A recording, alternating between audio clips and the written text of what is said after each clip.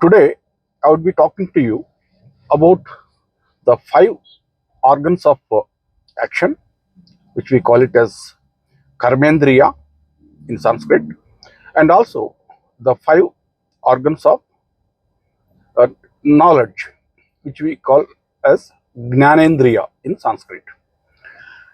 Now, these are the five organs of action and five organs of knowledge. First, let us see what are the five organs of action. When we say organs of action, basically we are referring to, you can say that the centers uh, through which we perform certain actions. One is, of course, the hands, with which we perform the function of grasping. Then we have legs, through which we walk. Then we have the organ of procreation. And then the fourth one is the organ of excretion. And the fifth one, now here, when we say the organ, we don't refer it to per se as organ. We say the function of speech. Now this function of speech is crucial. I will later on touch upon something else also on this. So these are the five organs of action: walking, grasping, speech, procreation, and of course excretion. Now coming to the five organs of knowledge, Jnanendriya as they are called. Of course, that you all must be aware: eyes, ears, nose, the tongue, that is, we feel the perception of the taste, and of course the skin, or rather you can call it the perception of touch. So basically, eyesight, that is the ability to hear, the ability to smell, the ability to feel the taste, and also the ability to feel the touch. Now these five centers of perception through which human being is perceiving the world outside, they are, although the gross organs are there outside in the body of flesh and blood, their actual centers are inside the mind, conscious mind. See, sometimes you must have realized, you your mind is not focused on something. Someone is passing in front of you, although the eyes may be open, but you don't see anyone passing by, because your mind is not attached to the organ of vision.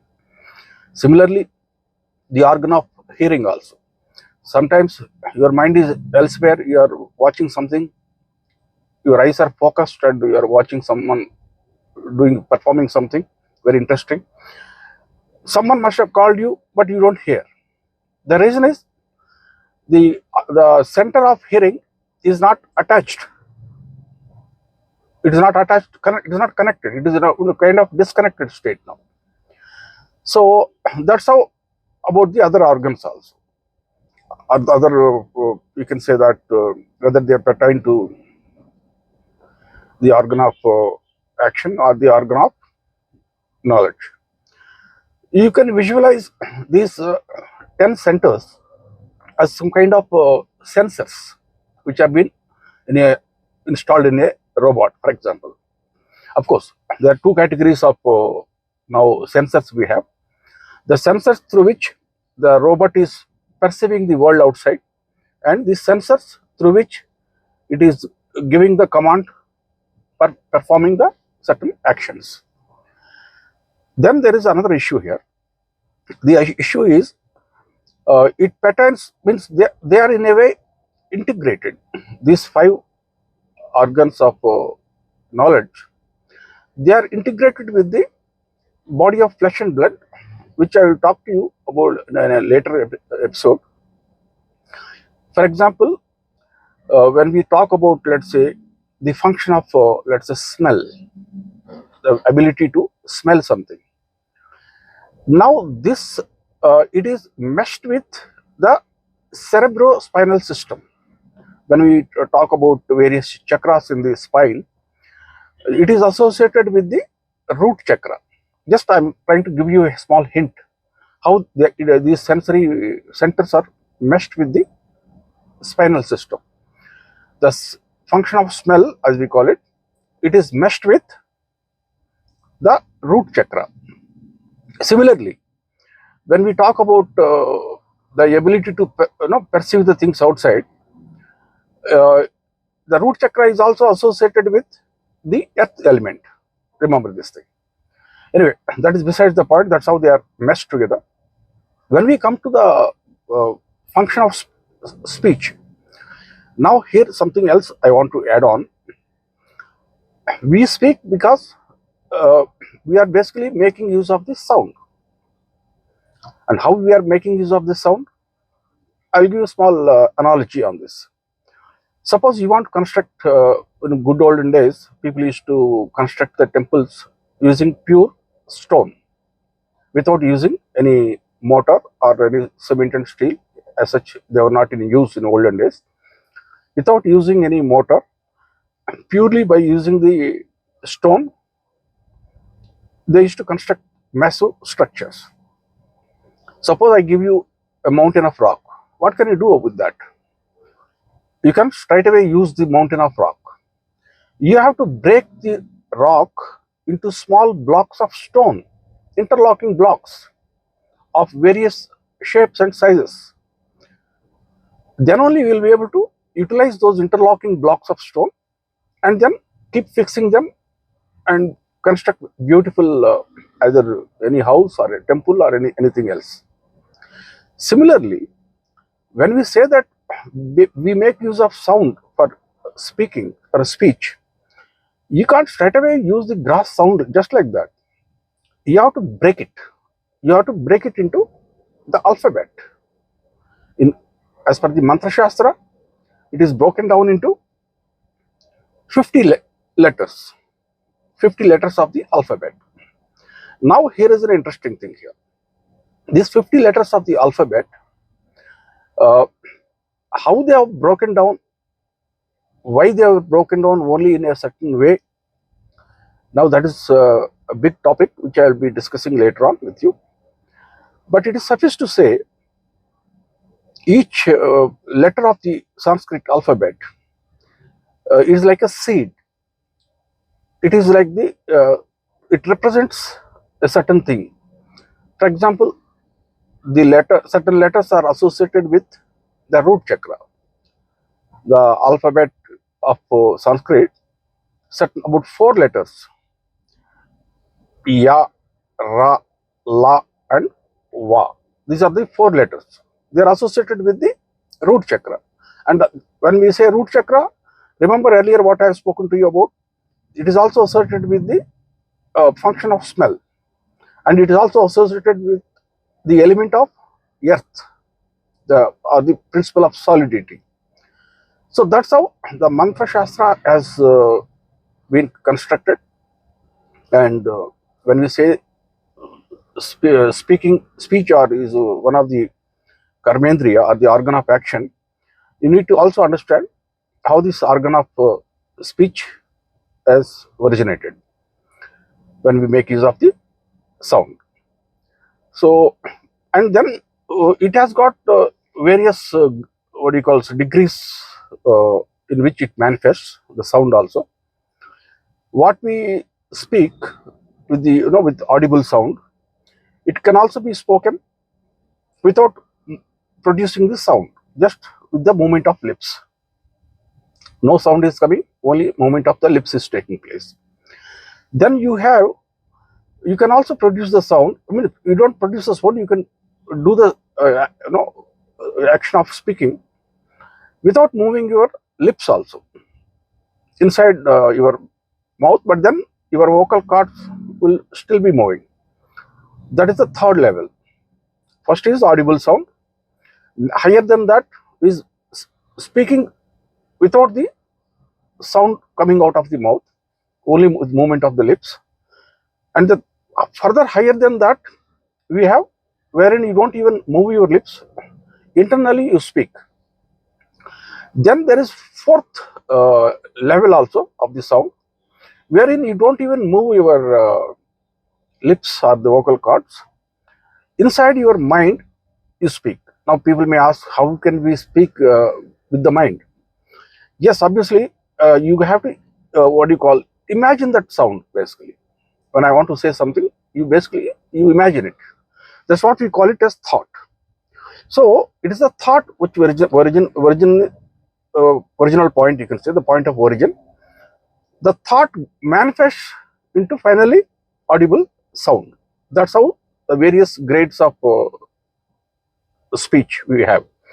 So when we tell people to practice chanting of the mantras also, we tell them to do it internally as much as possible, so that the impact is more powerful. You must observe, we tell the kids also sometimes, when kids are when they are studying for their exams, when they are speaking loudly and they're reading loudly, we advise them, try and read it with the eyes. Don't make any sound noise, so that it registers in their mind more powerfully. But then, when we say the origin of thought, when the speech has originated, it has already been broken down into alphabet. Remember that the original sound has already been broken down into the alphabet. That's how that we are, with the help of alphabet, we are able to formulate the words and sentences and phrases, and that's how we are able to perform the function of speaking. Now, beyond when this sound has been broken down into this alphabet, this is called as the fourth state of the sound, when it in a manifested form. Means the sound has now manifested, and it is a particular state.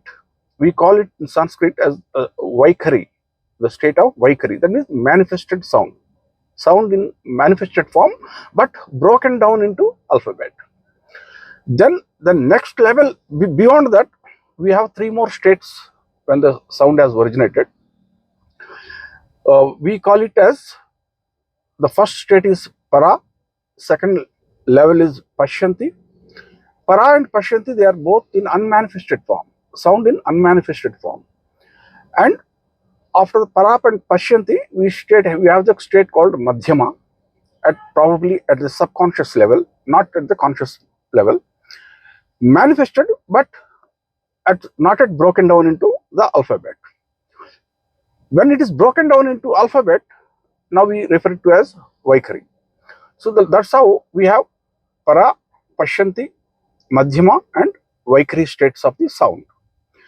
And now this is a kind of a parallel creation, what we call it as the world of sounds, Shabda Prapancha. And when we say that in Sanskrit literature, the world has manifested from the primordial sound Om. And from when it is manifested from the primordial sound Om, this is how the creation has started manifesting, from Para, Pashyanti, Madhyama, and then finally Vaikhari state. This is called, what we call it as Shabda Prapancha. That's how the entire Mantra Shastra has been developed. And now, meshing with this sound of Shabda Prapancha, we have a parallel creation called as Ardha Prapancha, or the world of things. We have on one side the world of sounds, on the other side we have the world of things. What they represent? The sound is representing in the physically.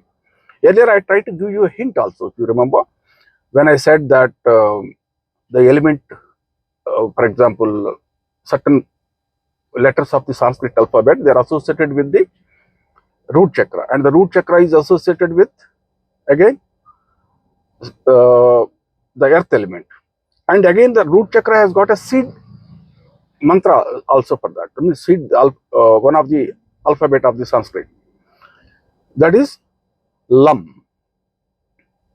Similarly, we have another alphabet called, another letter called Ram.